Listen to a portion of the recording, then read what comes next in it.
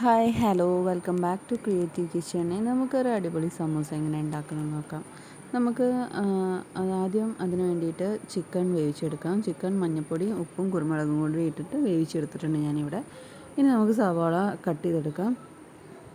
സവാള ഞാൻ ചെറുതായിട്ട് കട്ട് ചെയ്യുന്നുണ്ട്. ഇനി നമുക്ക് പച്ചമുളക് വേണം ആവശ്യത്തിന്. നമ്മുടെ എരിവിൻ്റെ ആവശ്യത്തിന് ആയിട്ടുള്ള പച്ചമുളക് എടുത്താൽ മതി.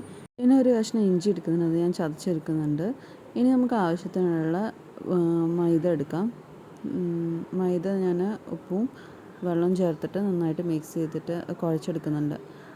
ഇത് നമുക്ക് സമൂസൻ്റെ കോൺ ഉണ്ടാക്കാൻ വേണ്ടിയിട്ടാണ് ഞാനിത് ഉപയോഗിക്കുന്നത്. അപ്പോൾ ഞാനത് ഒന്ന് പരത്തിയെടുക്കുന്നുണ്ട്. അതൊന്ന് പരത്തിയെടുത്തിട്ട് നമുക്ക് ഒരു ഇത് 4 പീസായിട്ട് കട്ട് ചെയ്തെടുക്കാം.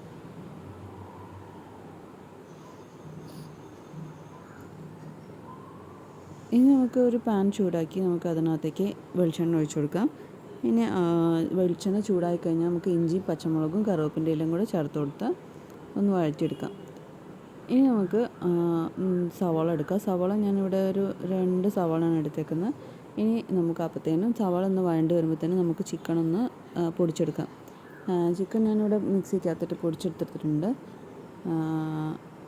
സവാള ഒന്ന് നന്നായിട്ട് വഴണ്ട് വന്നിട്ടാണ് നമുക്കിത് ചേർത്ത് കൊടുക്കേണ്ടത്.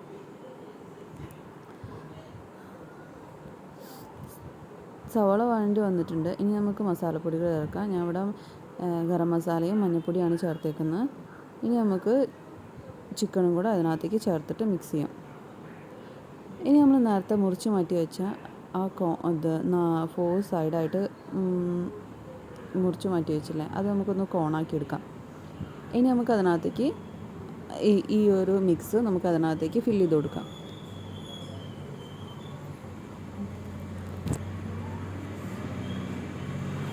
ഇനി അതൊന്ന് ഞാൻ ഒട്ടിച്ചു കൊടുക്കുന്നുണ്ട്. ആ സൈഡൊക്കെ ഒന്ന് ഒട്ടിച്ചു കൊടുക്കുന്നുണ്ട്. ഇനി നമുക്ക് വെളിച്ചെണ്ണയ്ക്കകത്തിട്ട് ഒന്ന് അത് വറുത്ത് കോരിയെടുക്കാം. 2 സൈഡും മറിച്ചിട്ട് നമുക്കതൊന്ന് സെർവ് ചെയ്യാം. അപ്പോൾ ഞാനിവിടെ ടൊമാറ്റോ സോസാണ് എടുത്തേക്കുന്നത്. പക്ഷേ വളരെ ടേസ്റ്റി ആയിട്ടുള്ളൊരു സമൂസയാണ്. നിങ്ങളെല്ലാവരും ട്രൈ ചെയ്ത് നോക്കി ഒന്ന് അഭിപ്രായം പറയണേ.